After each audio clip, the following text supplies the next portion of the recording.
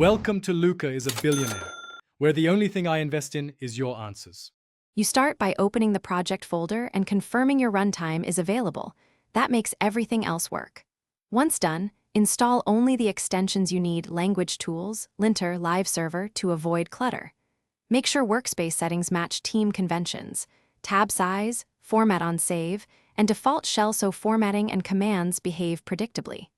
Now open the Explorer, locate package files, and get ready to run the first commands in the integrated terminal.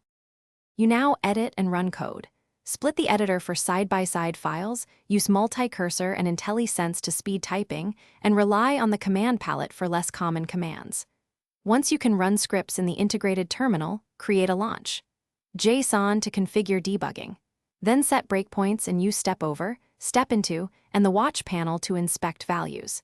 If you connect source maps, you can debug transpiled code. Keep saving and run tests as you iterate. You finish by integrating with source control and automating repetitive tasks. Stage, commit, and push from the source control view, and set up pre-commit formatting. Then add snippets or container extensions for consistent environments. If something breaks, check the output and developer tools logs to find errors. Once done, disable suspect extensions or reset workspace settings to isolate the cause. If problems persist, revert to a clean user profile or recreate the